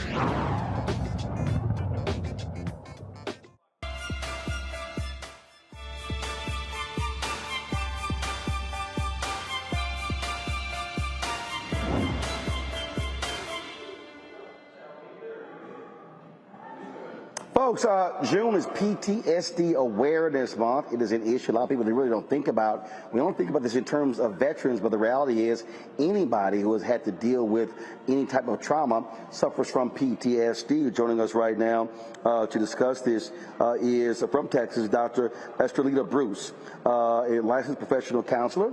Estrelita, glad to have you on the show. Again, when we talk about PTSD, we only talk about this in terms of veterans, but again, folks who have been sexually assaulted, folks who've dealt with other forms of abuse, domestic violence. There are multiple types of PTSD. Absolutely.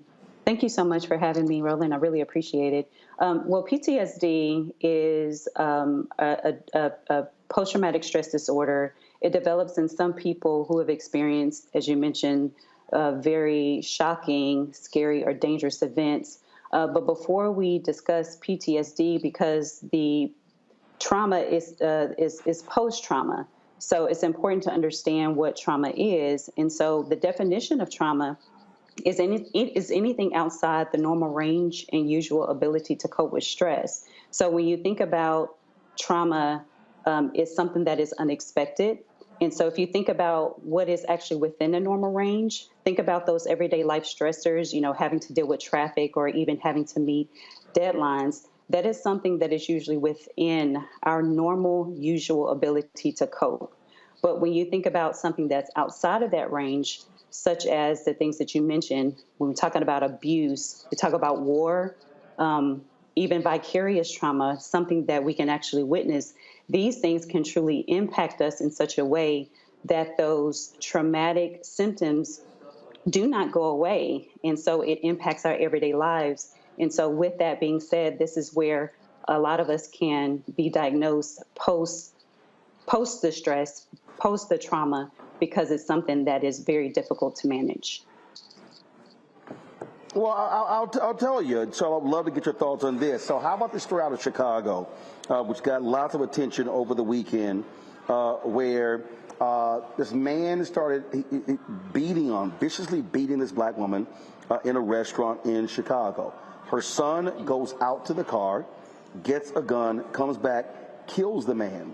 This caused lots of drama on social media because they initially charged the son, 14 years old, and the mother with murder.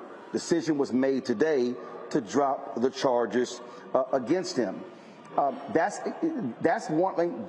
Imagine that woman and that child, they're going to have to deal with PTSD over this incident.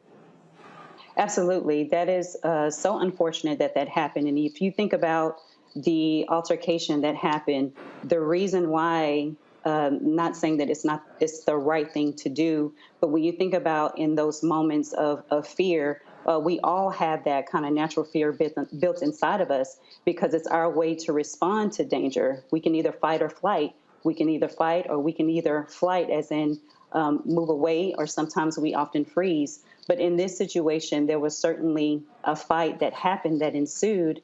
And unfortunately, there was gun violence. But even in that situation, the child was definitely scared for his mom. And so his natural defense is to protect her. And so even post that, as you mentioned, if those symptoms or not being able to process that situation is not handled, if it's not directly addressed, then ongoing, they could certainly impact them in such a way that will impact their lives every single day in interactions with others. And so this can, of course, create fears ongoing. And so this is what can continue to happen if we don't address those traumatic experiences. All right, questions from our panel. Omakongo, you first. Yes, Dr. Bruce, thank you for your work in this area. Growing up, I felt like in the Black community, there were so many issues that we were having that we didn't realize were PTSD in some way, shape, or form. A shooting would happen and we just kind of see it as normal. Someone get killed at a school, we wouldn't get the counselors that come to our school, but they'd go to like the schools in the suburbs and the like. But now I'm seeing athletes talk about this stuff. I'm seeing musicians, talk about this. Roland's constantly talking about this in segments like this. My question is, are you seeing progress in the Black community in the way we are addressing our mental health, or is not enough being done? Thank you so much for that question. I definitely see progress that's being made just because, as you mentioned, because of social media. When you think about the difference between, 20 years ago and today, the difference is definitely exposure in social media, and people are talking about it, and the importance of it, specifically in the African American community, in athletes, and especially in our communities. If you think about our history, we are truly rooted in faith as well. And so when you think about the way that even church and our communities continue to discuss the importance of this, it certainly has made progress, which is really a great thing. Thank you. Julianne. Sister Doctor, thank you so much for your work and for raising this issue up. I'm concerned that there's big PTSD in terms of you witness a murder, something happened, you were part of something, or like the case that Roland lifted up. But there's many PTSD, I think, in terms of some of the ways that we live. And I'm looking at the post-COVID implications for people, especially as we've seen the loss of women's economic stability and the loss of learning with children. What about mini PTSD? You didn't have to have a huge situation, but a smaller one. What do we do about that? And are we as equally concerned or less concerned about that kind of thing? Thank you so much for your question. Well, when you think about PTSD around COVID, we all experienced what I call a global trauma, right? This was something that was totally unexpected. We didn't have the tools or the resources necessary. It was something we all experienced in this kind of new space together. And so we were really trying to find our way in ways to stay healthy as well as continue life, which was very difficult when everything started to shut down. And so when you think about that kind of post-COVID experience and all that you mentioned, what can certainly help is continuing to educate those who have been impacted. And you're absolutely right. You don't have to experience something as traumatic as maybe a sexual abuse or some type of murder or violence or anything like that. But when you think about the symptoms of PTSD, a couple of those symptoms include, avoidance, hyperarousal. When I say avoidance, many times we may avoid maybe certain crowds, in fear that we're going to get COVID. And so when you think about post this situation into now, if that is certainly something that continues, then it's something that will continue to perpetuate in our communities. Thank you. All right. If somebody's out there looking for more information, good sources online, where should they go? I'm sorry, say that again. I said if someone out there is looking for some good sources of information dealing with PTSD, where should they go? They should go to the National Institutes of Health. They specifically have a subject or category for mental health. There is a plethora of information out there that talks about how trauma impacts us, the resources and ways in which you can access a therapist or counselor to be able to process that trauma. All right, then, Doc, we sure appreciate it. Thank you so very much for joining us. Thank you. Thank you for having me. Folks, that is it for me, again, here in Atlanta.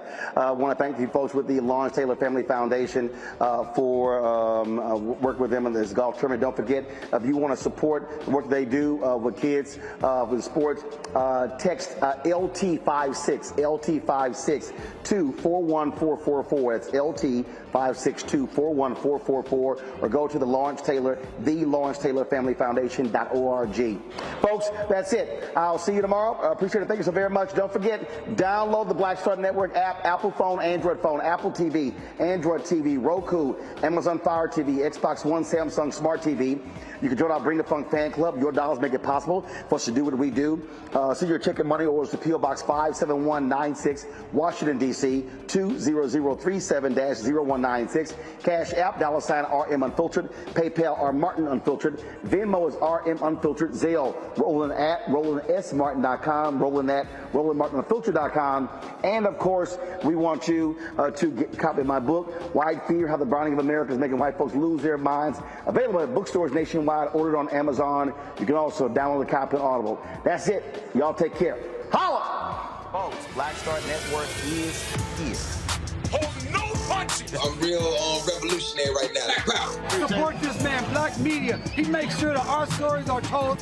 Thank you for being the voice of Black America, Roland. Stay black. I love y'all. All momentum we have now, we have to keep this going. The video looks phenomenal. See, this difference between Black Star Network and Black-owned media and something like CNN. You can't be Black-owned media and be scared. It's time to be smart. Bring your eyeballs home. You dig?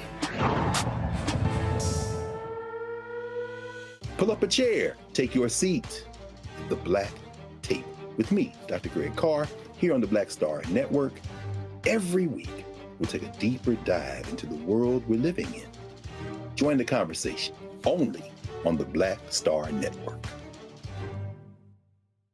Hi, I'm Dr. Jackie Hood Martin, and I have a question for you. Ever feel as if your life is teetering and the weight and pressure of the world is consistently on your shoulders? Well, let me tell you, living a balanced life isn't easy. Join me each Tuesday on Black Star Network for A Balanced Life with Dr. Jackie.